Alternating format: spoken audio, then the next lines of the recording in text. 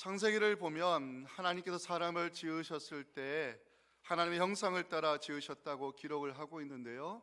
창세기 1장 27절 보시면 하나님이 자기 형상 곧 하나님의 형상대로 사람을 창조하시되 남자 영자를 창조하셨다고 성경이 말씀하고 있습니다. 하나님이 자기 형상대로 사람을 만드셨다는 것은 하나님께서 사람을 교제 대상으로 지으셨다는 의미로 해석할 수 있습니다. 근데 하나님께서 아담을 지으시고 난 후에 혼자 있는 것이 좋지 않음을 보시고 그를 위해서 돕는 배필을 지으셨다고 창세기 2장 18절은 보여주고 있습니다. 여호와 하나님이 이르시되 사람이 혼자 사는 것이 좋지 아니하니 내가 그를 위하여 돕는 배필을 지으리라 하시니라. 창세기에 나오는 말씀들을 우리가 묵상해 보면 사람은 교제가 필요한 존재임을 알 수 있습니다.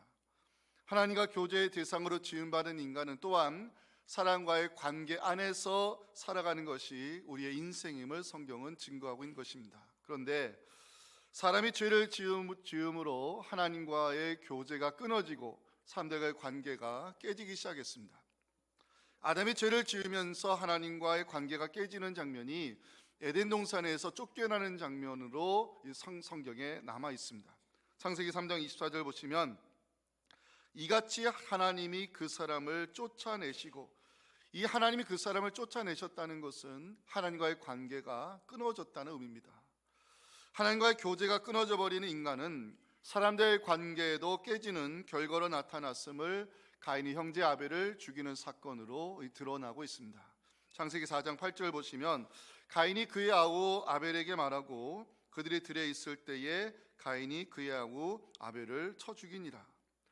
하나님과 교제가 끊어지고 사람들과의 관계가 깨지게 되면서 세상은 갈등과 분열, 폭력과 살인으로 물리게 되었음을 창세기 4장 23절은 보여주고 있습니다. 라멕의 아내들에게 이르되 아다와 실라여 내 목소리를 들으라. 라멕의 아내들이여 내 말을 들으라. 나의 상처로 말미암아 내가 사람을 죽였고 나의 상함으로 말미암아 소년을 죽였도다. 관계의 회복을 위해 하나님 이 땅에 예수님을 보내주셨고 십자가의 죽음으로 하나님과 사람 사이에 막혀있는 담을 허물어 주심으로 하나님과 화목의 관계가 회복됐음을 에베소서 2장 14절 16절은 기록하고 있는데요. 이 복음의 말씀이기 때문에 한 목소리를 함께 읽겠습니다. 시작. 그는 우리의 화평이신지라 둘로 하나를 만드사 원수된 것 곧 중간에 막힌 담을 자기 육체로 허시고 또 십자가로 이들을 한 몸으로 하나님과 화목하게 하려 하심이라. 원수된 것을 십자가로 소멸하셨다고 성경 기록합니다. 또한 그리스도의 십자가 사역은 성도들의 연합을 이루어 주셨다고 에베소서 2장 18절은 기록하고 있습니다. 이는 그로 말미암아 우리 둘이 한 성령 안에서 아버지께 나아감을 얻게 하려 하심이라. 성도들의 연합, 이것을 가리켜 성도의 교제라 말할 수 있습니다. 오늘 우리가 살펴볼 이 시편 133편은 다윗이 지은 시로 성전에 올라가는 노래로 알려져 있습니다. 본문은 다윗이 감탄하는 장면으로 시작을 하고 있는데요. 우리 1절 말씀을 함께 읽겠습니다. 시작. 보라 형제가 연합하여 동거함이 어찌 그리 선하고 아름다운고. 형제들의 연합을 보면서 왜 다윗이 감탄하는 것일까? 오늘 다윗은 사울의 시기와 질투로 10년을 넘게 도망자의 삶을 살았던 거 우리 알고 있습니다. 그런데 사울이 길보아 전투에서 죽음을 당한 후에 이스라엘은 심각한 분열의 상태로 들어가게 됩니다. 다윗을 따르는 유다 지파와 또 사울을 따르는 사람들 사이에 이 갈등하는 장면, 나라가 둘로 쪼개지는 장면이 사무엘 2장 8절 9절에 또 기록이 되어 있습니다. 사울의 군사령관 내리 아들 아브넬이 사울의 아들 이스보셋을 이제 왕으로 세우면서 이스라엘 공동체가 분열의 시기로 들어갑니다. 7년이라는 분열의 시기가 지나고 드디어 다윗이 이스라엘의 통일 왕이 됐을 때 다윗은 하나님의 임재를 상징하는 법궤를 예루살렘으로 모셔오는 일을 국가 정책으로 추진합니다. 이렇게 함은 분열된 이스라엘 공동체를 하나로 만들기 위함이었습니다. 성서학자들은 절기를 지키기 위해 이스라엘 백성들이 예루살렘에 모여서 동거하며 연합하는 모습을 보면서 다윗이 즐거워하고 기쁜 마음으로 시편 133편을 지었지 않았을까 이해하고 있습니다. 다윗은 형제가 연합하여 하나님 앞에 예배 공동체로 나아가는 모습이 마치 구약에서 가장 거룩한 예식 중 하나인 대제사장의 위임식만큼이나 아름답고 보기 좋음을 다윗은 2절에서 이렇게 표현합니다.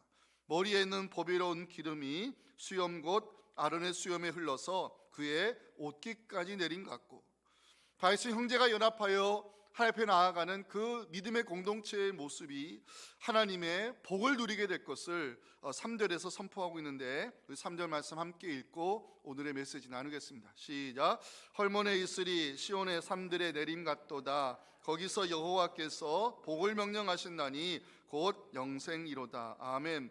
오늘은 형제가 연합하여 동거함이 이 제목 가지고 성도의 교제가 주는 유익과 기쁨이 무엇인지 함께 살펴보며 은혜를 나누기 원합니다. 첫째 메시지 함께 읽어볼까요? 시작. 성도로 부름받은 우리는 성도의 교제에 참여해야 할 거룩한 의무가 있다는 사실입니다. 오늘은 성도의 교제에 대해 성경이 어떻게 말씀하고 있는지 집중적으로 살펴보겠는데, 그 전에 먼저 성경에서 경고하는 잘못된 교제를 우리가 좀 한번 짚어볼 필요가 있습니다. 자, 구약 성경은 악인과 연합하지 말라고 출애굽기 23장 1절에서 말씀하고 있습니다. 너는 거짓된 풍설을 퍼뜨리지 말며 악인과 연합하여 위증하는 증인이 되지 말라 강조합니다. 악인과 연합한다는 것은 악인과 손을 잡는 것을 의미합니다. 악인의 손을 잡았다가 하나님의 책망을 받은 사람이 바로 우리가 알고 있는 남유다 왕 여호사밧입니다. 역대하 20장 31절부터 36절을 보면 여호사밧이 북이스라엘 왕 아하시아와 손을 잡는 장면이 나옵니다. 유다 왕 여호사밧이 나중에 이스라엘 왕 아하시아와 교제하였는데, 아하시아는 심히 악을 행하는 자였더라. 두 왕이 서로 연합하고 배를 만들어 다시스로 보내고자 하여 에시온 개발에서 배를 만들었다고 기록합니다. 아하시아는 북이스라엘 아합의 아들입니다. 여러분 아합 기억하시죠? 이 아하시아가 북이스라엘 아합의 아들이었는데, 이 아하시아는 아합의 우상 숭배 정책, 바알을 숭배하는 정책을 그대로 이어받은 아들입니다. 여호사밧이 아하시아와 교제하고 연합하여 손을 잡았을 때 하나님은 선지자를 보내 심하게 책망하셨습니다. 성경은 이처럼 악한 사람과의 연합을 금지하고 있습니다. 잠언서 20장 19절 보시면 두루 다니며 한담하는 자는 남의 비밀을 누설하나니 함부로 입술을 벌리는 자를 사귀지 말라고 경고하고 있습니다. 하나님을 경외하는 자와 사귀면 지혜를 얻지만 미련한 자와 어울리면 해를 받을 것을 잠언서 13장 20절은 강조합니다. 지혜로운 자와 동행하면 지혜를 얻고 미련한 자와 사귀면 해를 받느니라.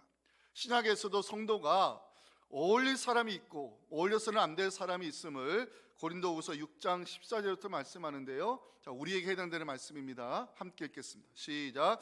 너희는 믿지 않은 자와 멍에를 함께 매지 말라.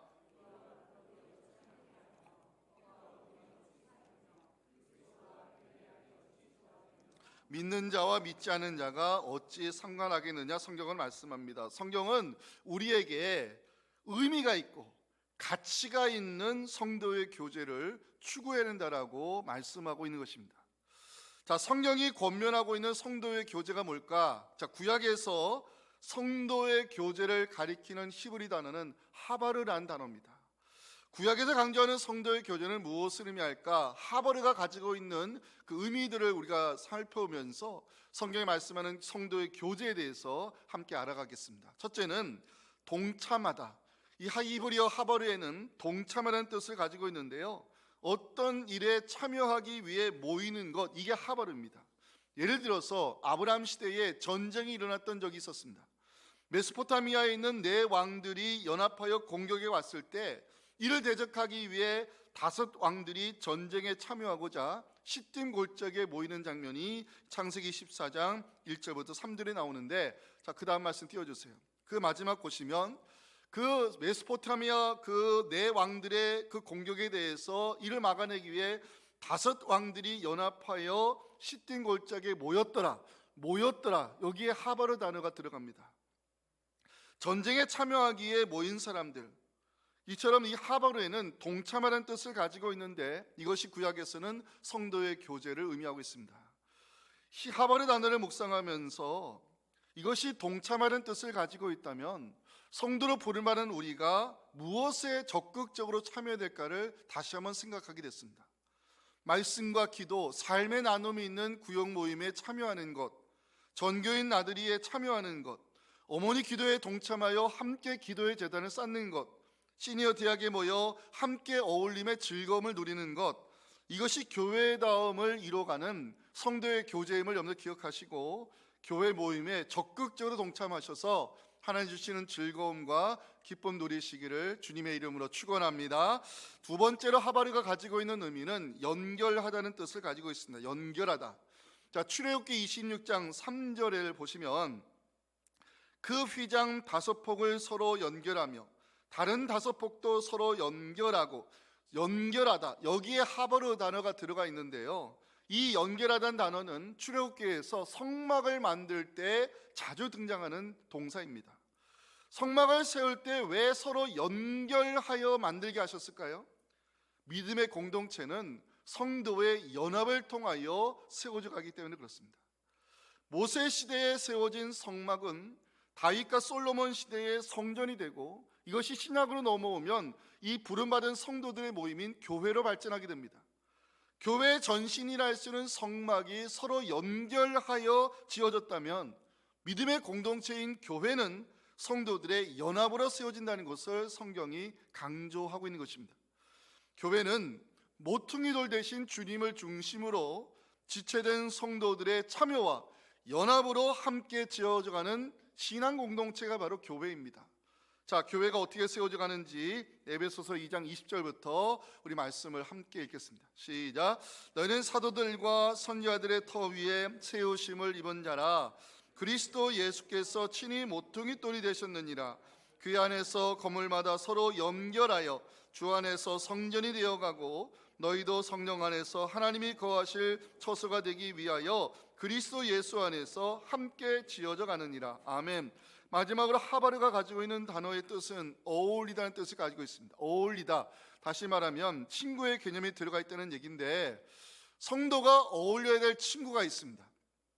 저는 시편 119편 63절이 참 중요한 말씀이라 생각되는데, 이 말씀을 기억하며 함께 읽어봤으면 좋겠습니다. 시작. 나는 주를 경외하는 모든 자들과 주의 법도들을 지키는 자들의 친구라. 친구라, 여기에 하바르 단어가 들어가 있습니다. 성도는 주를 경외하는 자들과 주의 말씀을 지키는 자들과 어울려야 된다라고 성경이 강조하는 부분인데, 자, 주를 경외하는 자들, 주의 말씀을 지키는 자들과 우리가 어울려야 되는 이유가 뭐냐? 영적으로 소통이 되기 때문에 그렇습니다. 자, 그럼 한번 솔직히 한번 대답해 보세요. 동창회 모임 나가시면 대화가 통하시던가요?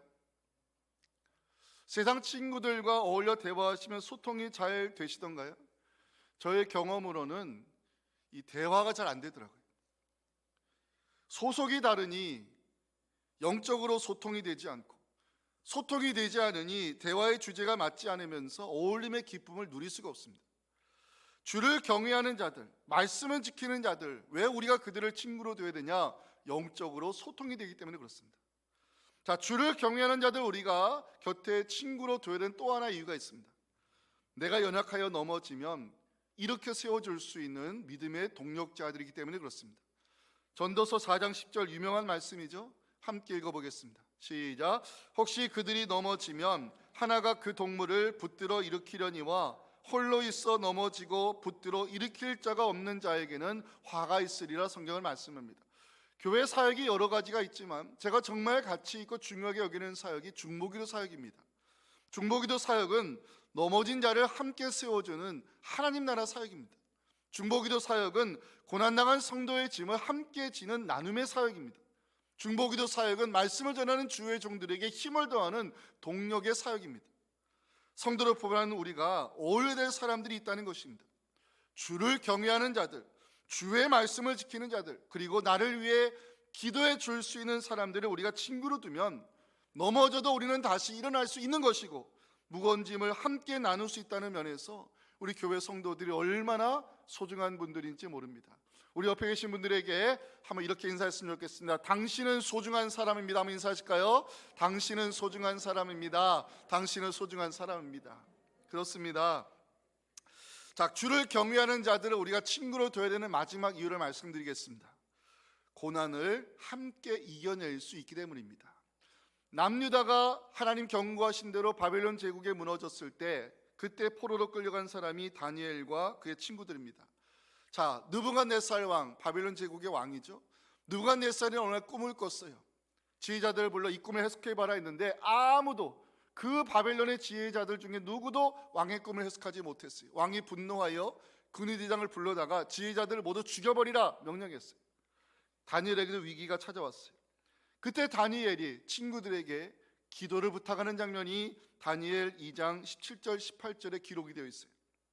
이에 다니엘이 자기 집으로 돌아가서 그 친구 하나냐와 미사엘과 아세라에게 그 일을 알리고 하늘에 계신 하나님이 이 은밀한 일에 대하여 불쌍히 여기사 다니엘과 친구들이 바빌론의 다른 지혜자들과 함께 죽임을 당하지 않게 하시기를 그들로 하여금 기도를 부탁했어요. 다니엘 친구들에게 기도를 부탁하고 연합하여 기도의 손을 모았을 때 그들의 연합된 기도가 어떤 결과로 나타났을까요? 다니엘 2장 19절 말씀은 함께 읽어볼 필요가 있습니다. 시작. 이에 이 은밀한 것이 밤의 환상으로 다니엘에게 나타나 보임에 다니엘이 하늘에 계신 하나님을 찬송하니라. 아멘. 다니엘과 그의 친구들이 연합하여 기도했을 때 하나님은 다니엘에게 환상을 보여주셨고 느부갓네살 왕의 꿈을 해석하게 하면서 다니엘을 지혜자로 인정받게 하셨어요. 자, 어느 날 다니엘 친구들이 느부갓네살이 만든 금신상에게 절하지 아니하였다는 이유로 풀물 가운데 던져진 사건이 있었습니다. 그 장면이 다니엘 3장 16절부터 나오는데 제가 이거 내려갈 때 우리라는 단어가 몇 번 등장하는지 한번 속으로 세보시기 바랍니다. 사드락과 메삭과 아벳느고가 느부갓네살 왕에게 말합니다. 느부갓네살이여, 우리가 이 일에 대하여 왕에게 대답할 필요가 없습니다. 왕이여, 우리가 섬기는 하나님이 계시다면 우리를 맹렬히 타는 풀 가운데서 능히 건져내실 것이고 왕의 손에서도 하나님이 건져내실 것입니다. 그렇게 하지 아니하실지라도 왕이여, 우리가 왕의 신들을 섬기지도 아니하고 왕이 세우신 금신상에게 절하지도 아니할 줄을 아옵소서. 단호하게 대답했습니다. 여기에 우리란 단어가 무려 4번이나 들어가 있습니다. 다니엘이 이방 땅에서도 하나님을 경외하는 믿음을 지킬 수 있었던 이유는 함께 기도하는 친구들이 있었기 때문입니다. 세 친구들이 풀물 가운데 던져졌어도 하나님의 살아계심을 단호하게 선포할 수 있었던 것은 고난의 짐을 함께 질 수 있는 믿음의 동력자들이 있었기 때문입니다. 구약에서 이처럼 성도의 교쟁에 해당하는 히브리 단어 하바르는 동참하다, 연결하다, 그리고 어울리다는 의미를 가지고 있습니다. 그러면 이제 신약으로 넘어가 성도의 교제를 신약은 어떻게 말씀하실까? 성도의 교제에 해당되는 헬라어 단어는 우리가 알고 있는 코이노니아입니다. 자, 코이노니아는 성경에서 어떤 의미로 쓰여졌을까? 첫째는 참여하다의 의미가 있습니다. 특별히 성찬식에 참여할 때 성경은 코이노니아 이 단어를 사용합니다. 성찬식과 관련된 중요한 단어, 우리 고린도서 10장 16절에 들어가 있는데 우리 함께 읽어보겠습니다. 시작. 우리가 축복하는 바 축복의 자는 그리스도의 피에 참여함이 아니며 우리가 떼는 떡은 그리스도의 몸에 참여함이 아니냐. 떡이 하나요 많은 우리가 한 몸이니 이는 우리가 다 한 떡에 참여함이라. 참여하다, 이게 헬라어로 코이노니아, 성경에 쓰는 성도의 교제를 뜻합니다. 여러분들, 교회에 속한 성도님들을 우리가 사랑해야 되는 이유가 있습니다. 우리 성도님들, 우리 모두는 그리스도의 피와 몸을 나눈 믿음의 형제들이기 때문에 그렇습니다. 성찬에 참여했다는 것은 그리스도의 피와 그리스도의 몸에 참여했다는 것이고, 성찬에 참여한 성도들을 그리스도의 사랑으로 섬기는 것, 이것이 신약이 강조하는 코이노니아, 성도의 교제입니다. 두 번째, 코이노니아 가지고 있는 의미가 있습니다. 채워주다라는 의미를 가지고 있는데요. 자, 로마서 12장 13절 보시면 성도들의 쓸 것을 공급하다, 필요를 채워주다, 이게 헬라어 코이노니아의 두 번째 의미입니다. 저희 교회는 매년 성탄절이 되면 이 성탄절 감사헌금을 전액 구제 헌금으로 쓰고 있습니다. 지역사회를 섬기기 위해 우리 교회는 난방비, 연탄 지원, 장학금, 사랑의 쌀 나눔을 실천하고 있습니다. 우리가 매달 작정해 드리는 선교원금이 선교원장에 지원되고 있습니다. 교회가 구제 사역을 해야 되는 이유, 교회가 지역 사회를 섬겨야 되는 이유, 교회가 우리 선교사님들을 지원해야 되는 이유는 다른 사람들의 필요를 채우는 것이 교회가 마땅히 해야 될 사역이기 때문에 그렇습니다. 이것이 성경이 말씀하는 코이노니아입니다. 다른 사람들의 필요를 채워주는 사역의 모범을 보여준 공동체가 초대교회입니다. 초대교회 성도들이 보여준 참 교회의 모습, 사도행전 2장 44절 45절에 기록이 되어 있는데 함께 읽어보겠습니다. 시작. 믿는 사람이 다 함께 있어 모든 물건을 서로 통용하고 또 재산과 소유를 팔아 각 사람의 필요를 따라 나눠주며. 아멘. 사랑하는 성도 여러분, 성도의 교제는 교회 모임에 적극적으로 참여하여 하나님 주시는 즐거움과 기쁨을 나누는 것입니다. 성도의 교제는 하나님을 경외하는 사람들과 연결하여 고난당한 성도들의 짐을 함께 나누는 것입니다. 성도의 교제는 다른 사람들의 필요를 채워주어 교회다움을 보여주는 것이 성경이 말씀하는 성도의 교제입니다. 성도의 교제를 통해 우리가 주의 몸된 교회를 함께 세워나가며 하나님 주시는 즐거움과 그 기쁨을 많은 사람에게 나눠줄 수 있는 우리 모두가 될 수 있기를 주님의 이름으로 축원합니다. 우리 마지막 메시지 함께 읽겠습니다. 시작. 성도로 부름받은 우리는 하나님 보시기에 아름다운 예배 공동체를 세워가야 한다는 사실입니다. 자, 이제 시편 133편으로 돌아오겠는데 다윗이 지은 시로 알려져 있고 제목을 보니까 성전에 올라가는 노래로 되어 있어요. 자, 1절은 다윗이 감동하는 장면으로 시작을 합니다. 여기 설교 제목이 나왔는데 한 번 더 읽겠습니다. 시작. 보라, 형제가 연합하여 동거함이 어찌 그리 선하고 아름다운고. 아름다운고 히브리어로 즐거운, 유쾌한 이런 의미인데, 형제가 연합하는 모습이 아름답다는 것을 가리키기보다는 형제가 연합한 모습을 보는 다윗의 마음이 즐겁고 행복하다는 의미로 해석해야 됩니다. 자, 왜 다윗이 이렇게 즐겁고 행복할까? 형제가 연합하는 아름다움을 보았기 때문입니다. 그리고 형제가 연합하는 아름다움을 다윗은 2절에서 세 단어로 표현합니다. 자, 2절 보시면 보배로운 기름, 아론의 수염, 그의 옷깃, 제가 노란색으로 표시했는데 형제의 아름다움을 다윗이 왜 기름과 수염과 옷깃으로 표현할까? 첫째, 수염, 기름은 대제사장을 위임할 때 머리에 붓는 관유를 가리킵니다. 두 번째, 아론의 수염은 하나님께 구별된 자로 세움받는 대제사장의 권위와 영화를 상징적으로 보여주는 단어입니다. 마지막, 옷깃은 대제사장이 입는 거룩한 옷을 의미하는데 다윗이 형제가 연합하는 아름다움을 보면서 왜 대제사장의 위임식과 관련된 단어들을 나열하는 것일까? 하나님의 축복이, 잘 들었어요, 위로부터 내려오기 때문에 그렇습니다. 자, 2절 다시 보시면 흘러서, 내림이라는 단어가 눈에 들어오시죠? 하나님의 축복이 위로부터 내려오는 것을 보여주는 단어들인데 이것이 형제가 연합한 모습을 보면서 다윗이 행복해하는 이유입니다. 왜? 위로부터 내려오는 하나님의 축복이 바로 믿음의 공동체, 형제가 연합하는 믿음의 공동체에 위로부터 내려오는 하나님의 축복이 헐몬의 이슬처럼 내리기 때문입니다. 그게 3절입니다. 함께 읽겠습니다. 시작.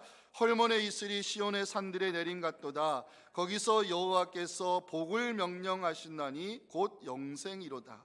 오늘 이스라엘 성지 순례를 가시면 북쪽에 가실 아마 기회가 있어요. 그게 헐몬산을 보러 가는데 왜 헐몬산을 데려가려고 하는지 제가 이해가 되지 않았어요. 그런데 가이드가 데려가면서 시편 133편을 거기서 저에게 읽어줬어요. 3절 말씀을 특별히. 갔더니 헐몬산에 얼마나 계곡의 물이 풍성한지 가이드가 이런 설명을 해주더라고요. 헐몬의 산은 해발 2770m나 되는데 이슬이 많이 내리기 때문에 여기 이렇게 계곡물이 풍성해서 시편 133편 3절 헐몬의 이슬이 바로 이 현장 때문에 기록이 됐다고 보여주셨어요. 그만큼 헐몬의 이슬이 많이 내리고 물이 풍성한데 왜 다윗은 위로부터 내려오는 하나님의 축복을 헐몬의 이슬이라는 표현하는 것일까? 헐몬의 이슬이라는 것은 많은 이슬을 가리키는 것으로 하나님의 풍성한 축복을 상징적으로 보여주는 단어입니다. 자, 여기서 우리는 3절에서 우리는 위로부터 내려오는 하나님의 풍성한 축복이 어디에 임하는가를 답을 찾을 수 있어요. 자, 3절 보시면 헐몬의 이슬이 시온의 산들에 내린 같도다. 이 말씀 보이시죠?